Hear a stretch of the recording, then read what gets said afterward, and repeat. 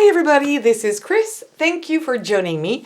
In today's video, we're going to be making some photo hangers, photo stands that you can put on your table, on your desk. It's really cute. It's really easy to do. This one is blank. I haven't done much. I have created this heart, which is not perfect. That was my first try. But then I used a jig, this kind of tool. This one here, this is one from We Are Memory Keepers. It's the Happy Jig. I will show you that later. That's what I used to make the other hearts. I'm going to show you right now, which are these two. As you can see, they are much better, specifically more this one. I prefer this shape than this shape. And I will probably show you how to use that in the future. So I have done a ladybug here with my own colors. I think it's also very nice. This one has a different pattern with just a little polka dots. This one is just plain gold, like antique gold. It's a more greenish color compared to this one, which has more like a yellowish color. I love both. They are very different and more geometrical shapes. I really like this one as well. And flowers and this is a bee actually, butterflies. You can do this with many things. So we're going to be using different molds for this. I'm going to show you that later on. So actually you can buy these photo holders on AliExpress, Amazon. I found that they're quite expensive actually, so I decided I was going to make my own. Even though they're not perfect, I think it's still nice. So here I use aluminum wire. This is just like another kind of wire, the one that goes outside. So it's supposed to be non-tarnishing either and non-rusting, but it's supposed to be for going outside, and it's very cheap. So you get a big roll and you can make your own. This one is about the same, but I decided to twist a little bit the end here, so I thought it was a kind of funny. So you need to make those yourself. I'm going to show you just one and you'll see how easy it is. And also what you will need, I forgot to tell you, this was made out of plaster. So plaster is really nice if you want to use it only inside your house. If you wanted to do something that goes outside and might go under the rain, don't use plaster because it's going to just dissolve in the water. Okay, so if you want to do it for outside, use cement because it's going to stay in place. I would recommend, maybe not for plaster, not so much for plaster, but for cement, using gloves because it's going to dry your skin really bad. It might even burn some people that are really fragile. And otherwise, also maybe wear a mask because there's going to be a little bit of powder in the air. So again, be careful with your lungs. So I'm going to put this away. Oh, and something else you need to also use, I would recommend, is an old paintbrush like here. And I'm going to use Vaseline or anything that is oily based. It could be a kitchen oil to put into your molds. I'll show you all that in a minute. So I'm going to take this away, clean my space, and show you exactly how to do and all the steps, because you need to do things first and others just later. So see you in a second. So first what we need to do is make these photo holders. That's really important because otherwise later you won't be able to do it. When you start pouring your water into your plaster, you really have a short amount of time to play with, especially when you do my way, when I do it quite thick. Very easy. That's the easiest shape you can do for me, at least that's what I think. So I'm working on the spool directly because you can do them short or longer. Like these, for example, this one is much longer than the other, so it's really up to you. I'm going to use flat nose pliers, and if you can, it's better if you don't have any tooth or any teeth here, so you're not going to damage the wire. So just coil it like this, make a loop. Very easy, and then it's very, very soft, so you can do it with the pliers, or you can just start with the pliers and then just coil it with your hands. It's really easy, and you can do it as big or as small as you want. I like something to be a bit bigger. I'm going very fast here, so the shape may not be perfect. You can make it round. You can make it in more maybe oval shape if you want to. I'm almost gonna call it this one good. I'm gonna stop. I like this shape. I'm gonna stop here. I'm gonna put my pliers there and I'm gonna bend it there. and cut. I have got some cutters here where I want this to be. And this is good for me, okay? That's it. So you need to do a whole bunch of these before starting anything. I'm going to put this aside. What you will need is, of course, plaster of Paris, and I usually keep mine in a bucket like this where I can put a lid on so it won't get too much humidity, because if it does get too much humid, it's going to solidify and you won't be able to use it any longer. So I'm going to go zoom out a little bit here so you can see everything. So I'm going to use a jar, a plastic bowl that is specifically made for crafting, and you will also need some water. That's just plain tap water. So as I was saying, you will need some Vaseline or kitchen oil, whatever you have on hand, something that is not expensive. It doesn't have to. It's just to make sure that you'll be able to unmold things. So here what I'm going to use are some ice cube trays, and they come in a variety of shapes, so go for what you want. Just to take a little bit in here, put this inside, just if you were like cooking, put it on the sides and on the bottom. I already done that to a lot of them, so I'm just going very quickly here. So that's what you should need to do first. I've already done that in here. These are, you know, the place in your fridge where you're supposed to put the eggs in. I actually broke mine because I completely forgot to put some oil here, and it didn't really want to release the plaster. So I kind of wanted to bend it, but it didn't want to. It's not like ice cube trays. So I really think it's better to put your Vaseline inside first. And the other things that I'm going to use, and you probably already have that home, are silicone molds like these. So any kind of mold will do, and we're going to make our plaster. So I'm not going to give you any measurements for this. I would consider doing small batches at a time. I'm going to make mine thick. You can make your thinner. The thicker it is, the quicker it's going to start like curing or drying and hardening last time you have to play with it. So if you want to have more time, make it more liquidy, but it will take more time also to dry out. So it's totally up to you. So I'm going to take 2 big tablespoons of plaster of Paris. You could do more. I really prefer to work in small batches. And I'm not going to measure. I measure it for you if you really want to, but it's more like I'm eyeballing it. So I'm going to take 2 tablespoons right now of water, just regular tap water. This is not enough. So let's say that it's going to be 3.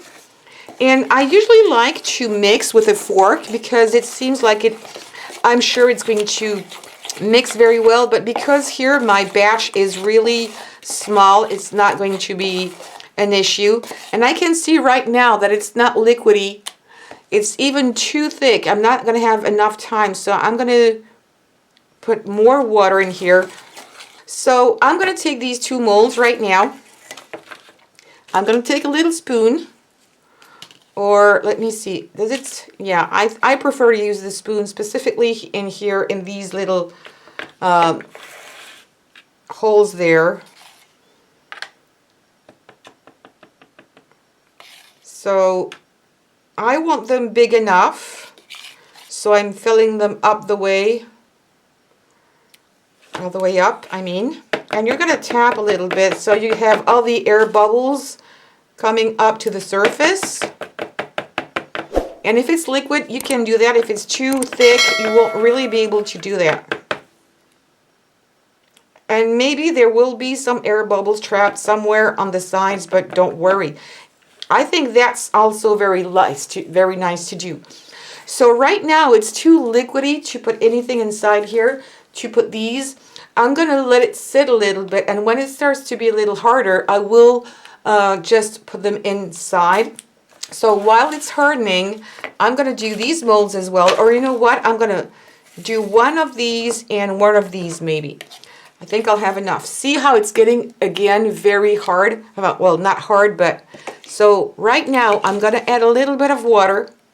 Oh, and by the way, if you want to color it, very easy, and that's what I'm going to do right now. I'm going to add a little bit of pink, or yeah, I'm going to try pink. So depending on the brand of your acrylic paint, of course, use acrylic. You could use pigments. Go slow, because it might tint very rapidly, and maybe it's going to be too strong of a color. So I'm going to put this one in here, and I've already put earlier some Vaseline. I'm going to do the butterfly as well, and I'm going to help it with my fingers. And here, which is very different from these molds, is that I'm working upside down, because the design, of course, is on the other side. So I'm not going to put these inside right away. I'll do that later when everything is completely dry. Like, you see this one? The design is on the other side. We're working like a reverse. And again, I'm tapping.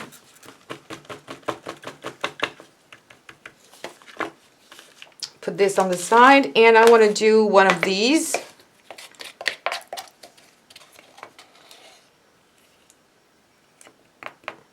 Because I like the round shape.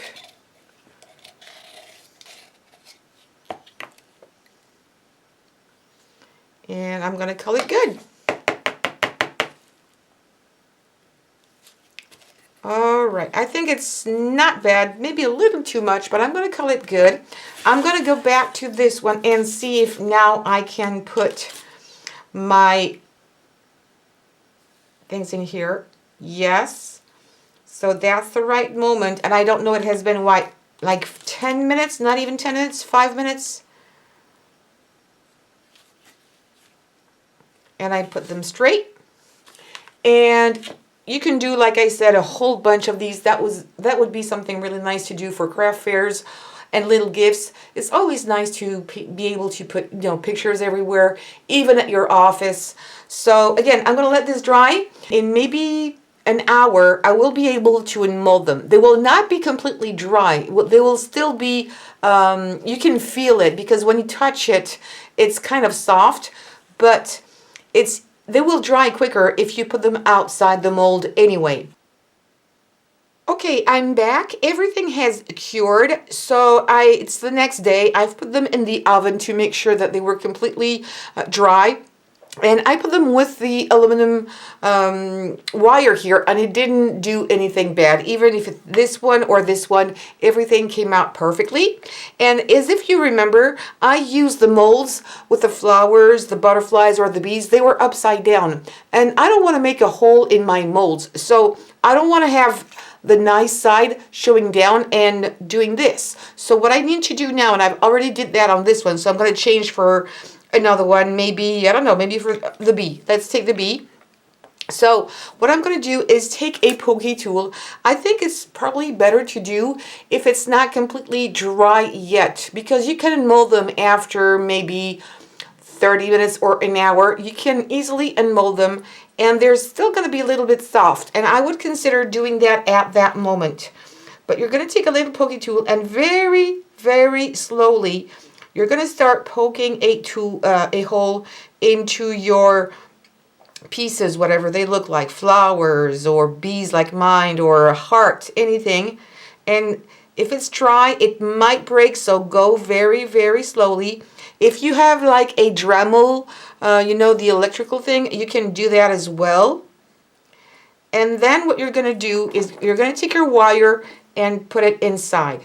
So make sure it's deep enough so it holds in place. But what I would actually do, even maybe in these, is to use E6000, a very strong glue, put it around here, put it in the hole, and make sure it's going to stay in place. Because otherwise, when it's dry, it's never going to stay there. And again, I'm going very, very slow, trying to go a little deeper. Then use the glue and stick it in. Or this one might be better because it's a bit thicker. And there you go. See that? And it's perfect. I might cut it a little bit. I think it's a bit too long, but anyway, it works perfectly. So I'm going to take this one away, and now we're going to start, oh, it's, okay, that's good. And we're going to start to paint them and make them look a little nicer than just plain white as they are. Alright, so I've put out my paint, and I'm going to start to paint this one. I'm not going to paint all of them because I think you understand you can use all kinds of colors. So for this one, I like geometrical shapes.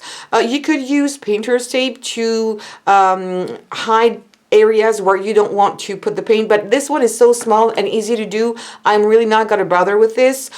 I'm going to paint it, but afterwards what I'm going to do is put some varnish on top, whether it's glossy or matte, it doesn't matter. So what I'm going to do here is just do a vertical line with a bit more paint here. I love this gold paint. And I would probably put 2 layers just because it's plaster of Paris and it's kind of absorbing the paint. But look at this, it's already super cute the way it is. And you see you don't really need, because it's a small surface, to use painter's tape. I would also do the top of it. So let me come here. I think I should come a little closer. Up. There we go, coming from the center to the edge there. You can paint it the entire way, just like I did here. And this is floral wire that I used first, and it's quite nice too, so it makes another color. And I'm just going to paint it this way.